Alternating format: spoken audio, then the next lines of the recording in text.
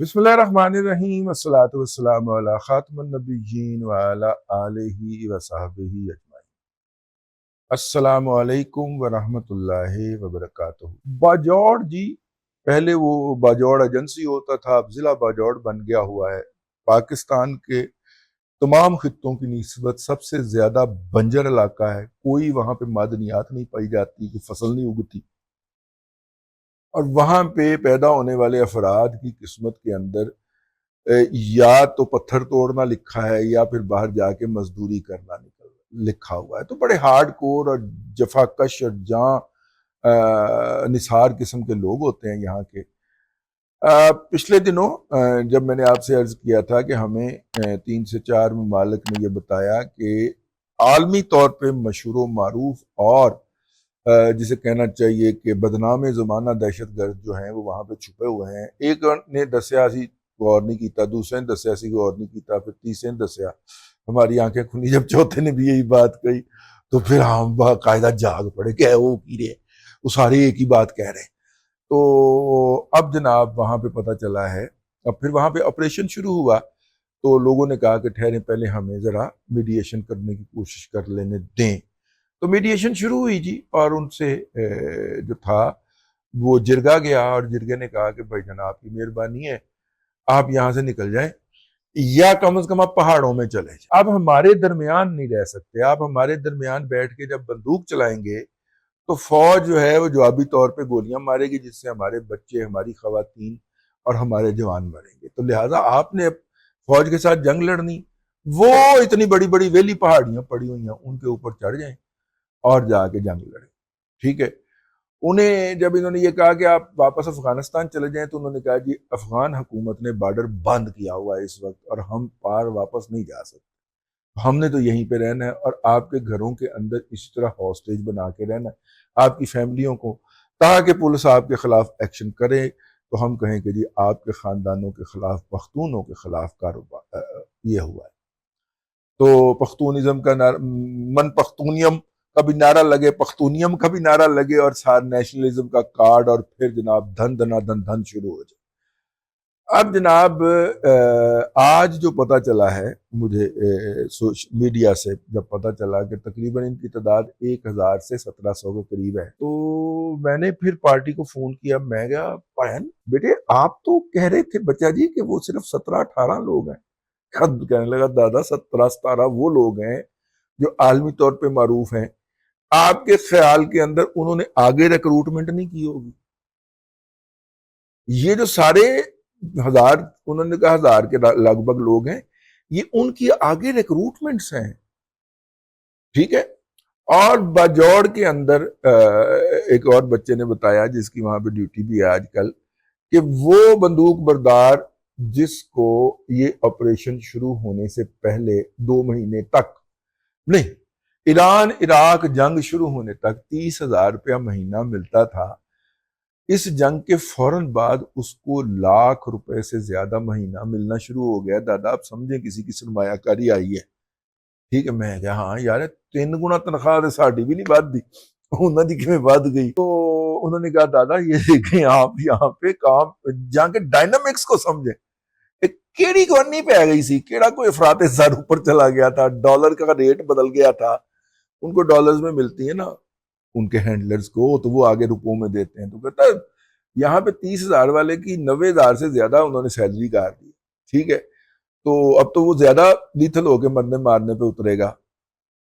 ویسے آپس کی بات ہے یار بڑے سستے بکتے ہو۔ ایران جو فاطمیون کے لیے بھرتی کرتا تھا یا زینبیون کے لیے $1,000 پر منتھ دیتا ہے، 3 لاکھ روپیہ بن رہا ہے، ٹھیک ہے۔ آپ یہاں پہ بھی سستے ہی بک گئے یار، ٹھیک ہے۔ ہاں بہتاؤ کے اندر 20-30 ہزار روپے کا کلین کہہ کے 650 دا بیچ جان والے ہو، ایتھے بھی سستے بک گئے۔ تو خیر میں عرض کر رہا تھا کہ اب جب پتہ چلا کہ جناب وہاں پہ یہ بنیادی طور پہ کافی عرصے سے ادھر ادھر سے اکٹھے ہو رہے تھے اور انہوں نے وہاں پہ ریکروٹس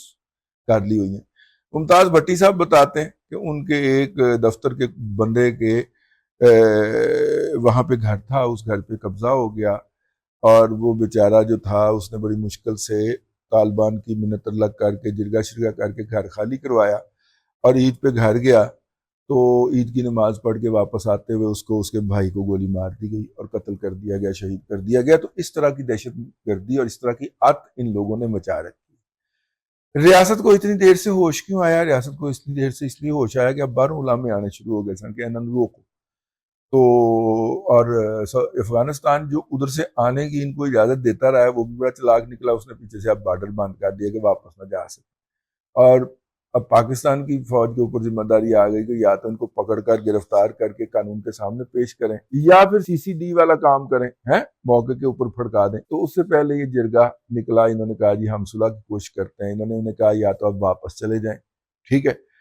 اور اگر آپ نے لڑائی کرنی ہے تو پہاڑوں میں نکل جائیں۔ انہوں نے کہا جی نہ واپس جائیں گے ہم، کیونکہ واپس ہم جا نہیں سکتے، پہاڑوں میں بھی نہیں جائیں گے ہم آپ کے گھروں میں اسی طرح براجمان رہیں گے۔ یہ اب تک کی جو اطلاع ہے، اللہ کرے وہ پہاڑوں پہ جانے پہ آمادہ ہو جائیں۔ میدان میں لڑو نا بھائی، تم تو بہادر آدمی ہو، ٹھیک ہے، اسلام تو ویسے بھی کہتا ہے کہ میدان میں لڑنا چاہیے،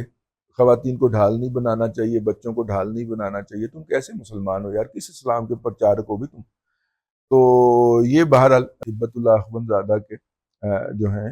وہ اسلام کے پرچارک ہیں، جن کے خیال کے اندر افغانستان کا جو مطلب کہ قبائلی اسلام ہے وہی آخری اسلام ہے، تو لہٰذا وہ اس طرح کی حرکات و سکنات کرنے کے اندر مصروف ہیں۔ تو بہرحال اب ان کے خلاف جو آپریشن ہونا ہے، اور اس آپریشن کے اندر ڈرون بھی استعمال کر رہے ہیں، ایسے نہیں وہ ڈرون استعمال کر رہے ہیں، اور اپاچی بھی پاکستان کی طرف سے ہیلی کاپٹر بھی استعمال ہو رہے ہیں، وہ ڈرون استعمال کر رہے ہیں، اور وہ ڈرون کاپٹر کوڈ کاپٹر وغیرہ وہ ہیں جو امریکہ افغانستان میں چھوڑ کے گئے تھے۔ اور اب ان ڈرون کو گرانے کے لیے وہاں پہ مقامی پولیس اور ایف سی کو وہ والی بندوقیں فراہم کی جا رہی ہیں جس سے ڈرون کو گرایا جاتا ہے، ٹھیک ہے۔ اس کے علاوہ اگر یہ مذاکرات کامیاب نہ ہوئے تو پھر اس کے علاوہ کوئی آپشن نہیں رہ جائے گا کہ پاکستان کی فوج یا پاکستان کی ریاست وہاں کے باجوڑ کے لوگوں کو یہ کہے کہ وہ گھر بار چھوڑ کے نکل جائیں تاکہ ان کا کلا کما کیا جا سکے۔ لیکن جب وہ گھر بار چھوڑ کے نکل رہے ہوں گے تو اسی طرح ہی یہ بھی جائیں گے، میرا مطلب ہے ان کے ساتھ گھل مل کے اسی طرح کے تو انہوں نے بنائے ہوتے ہیں، بس وال ہی کٹانے نہیں، بڑے بڑے کیتے ہوں نے انہوں نے بدماشا نے، تو وہ بال وغیرہ کٹوا کے وہ انہی میں شامل ہو کے نکل جائیں گے۔ یہ ہوتا آیا ہے آپریشنز کے اندر۔ زیادہ بہتر ہے کہ وہ لوگ پہاڑوں پہ چلے جائیں،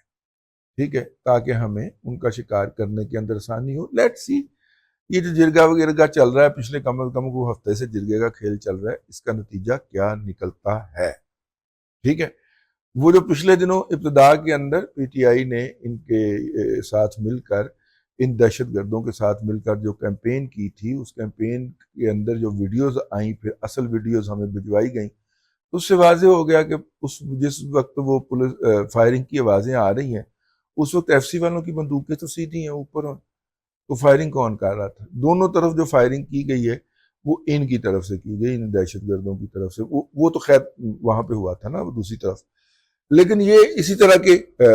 قبضہ ادھر بھی جاری ہے۔ برا لگتا ہے بار بار اس بات کو دہرایا جائے کہ جناب یہ کیا کس نے تھا، ان کو پاکستان واپس کون لایا تھا؟ عمران احمد خان نیازی صاحب فیض حمید کے ساتھ مل کر واپس لائے تھے، کیونکہ فیض حمید صاحب آئی ایس آئی کے پیرلل سسٹم پاکستان کے اندر انسٹال کر چکے ہوئے تھے اور اس کو چلا رہے تھے۔ اس پیرلل سسٹم نے ہی عمران احمد خان نیازی کے حق کے اندر دھاندلی کر کے اس کو کے پی کے اندر حکومت اور پنجاب کے اندر جو سیٹیں دلوائی تھی وہ اس پیرلل نیٹ ورک کا نتیجہ تھی، اور اس پیرلل نیٹ ورک کے اندر عمومی طور پہ وہ لوگ تھے جو حالیہ دنوں کے اندر نمبر 1 ادارے سے ریٹائر ہوئے ہوتے تھے، لہذا وہی بندہ جب فون کرتا تھا ڈی سی او کو کہ ایتھے انج نہیں انج کرنا ہے، تو وہ ڈی سی او یہی سمجھتا تھا کہ صاحب اجے بھی ڈیوٹی پہ، ٹھیک ہے نا، وہ اس ڈی سی او کی یا ڈی پی او کی تو بیچارے کی ضرورت نہیں ہے نا، وہ آپ کیسے پوچھ سکے کہ پائے نا آپ تو 3 مہینے پہلے ریٹائر نہیں ہو گئے تھے، وہ نہیں ہوتا، وہ یہی کرتا تھا۔ نتیجے کے طور کے اوپر یہ سارا گند جو اس ملک میں مچا ہوا ہے وہ آپ کے سامنے ہے۔ فیض کا یہ جرم سب سے بڑا جرم ہے کہ اس نے ادارے کے پیرلل ایک ادارہ کھڑا کیا، اس ادارے میں سے جو ریٹائر ہوتا تھا یا 3 سال کی اپنی اسائنمنٹ پوری کرتا تھا اور اس کے بعد جا کے اپنی مدر یونٹ کے اندر ریٹائر ہوتا تھا، اس کو وہاں سے پکڑ کے وہاں پہ فٹ کر دیتا، ٹھیک ہے۔ اور تنخواہیں ان کو کہاں سے ملتی تھی؟ آپ یہ سوال پوچھیں گے۔ پاکستان دے ہر بزنس مین نو پھرول کے دیکھو، یہ ہر جو ٹریڈ آرگنائزیشن ہے اس کو کھول کے دیکھیں